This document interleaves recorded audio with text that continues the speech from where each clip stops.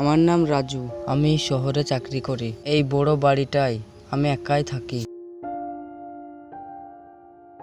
আমি আমার ঘরে এসে বিছানায় বসে ভাবতে লাগলাম, অনেক দিন তো মামার বাড়ি যাওয়া হয়নি। কাল একবার মামার বাড়ি যাব, তার জন্য অফিসের ছুটি নিয়েছি। এইসব কথা ভাবতে ভাবতে আমি ঘুমিয়ে পড়লাম।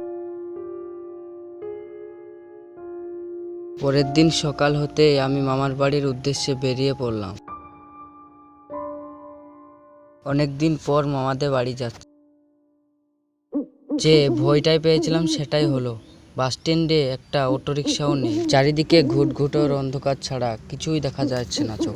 পাকা রাস্তা ছাড়াও মেটে রাস্তা ধরলে তাড়াতাড়ি পৌঁছে যাওয়া যায় মামার বাড়ি। তাই পাকা রাস্তা ছেড়ে মেটে রাস্তা ধরলাম। একটা মানুষেরও দেখা নেই। ও বাবু, শুনছেন? পিছন থেকে কে যেন খ্যানখ্যানে গলায় আমাকে ডাকলো।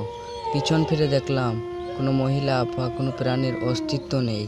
ও বাবু, শুনছেন?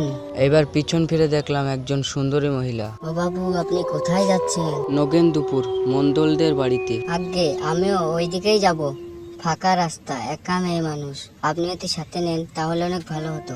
আমি মনে মনে ভাবলাম, ফাঁকা রাস্তা, সাথে একজন সঙ্গী থাকলে অনেক ভালো হবে। আগে চলুন তাহলে দুজন একসঙ্গে যাই। এরপর আমরা দুইজন রাস্তা দিয়ে হাঁটতে লাগলাম। মেয়েটি আমার পিছনেই আসছে। আপনি কাদের বাড়ি যাচ্ছেন? আগে তো আপনাকে দেখিনি এখানে। বিশ্বনাথ মণ্ডল, আমার মামা, তাদের বাড়ি যাচ্ছি। আপনি ভূত বিশ্বাস করেন? এইরকম একটা খাকছাড়া প্রশ্নের জন্য তৈরি ছিলাম না। ভয় লাগে না ভূত দেখে? এই ফাঁকা রাস্তায় এইরকম প্রশ্ন আমি কখনোই আশা করিনি। মনের মধ্যে ভয় কাজ করছিল, তারপরেও উত্তর দিলাম, ভূত তো বিশ্বাস করি, কিন্তু ওইসব দেখে ভয় পাই না। হঠাৎ গলাতে একটা ঠান্ডা হাতের স্পর্শ। পিছনে তাকিয়ে দেখলাম একটা পেতনি দাঁড়িয়ে আছে, আমার দিকে অদ্ভুত দৃষ্টিতে তাকিয়ে আছে। কি বিভৎস তার মুখ। চোখের কুটুরে চোখ নেই, শুধু সাদা আলো বের হচ্ছে। ভয় পেয়ে তখনই দৌড়তে লাগলাম, বাঁচাও বাঁচাও। সামনে দু চোখ যেদিকে যায় সেদিকে দৌড়তে লাগছি।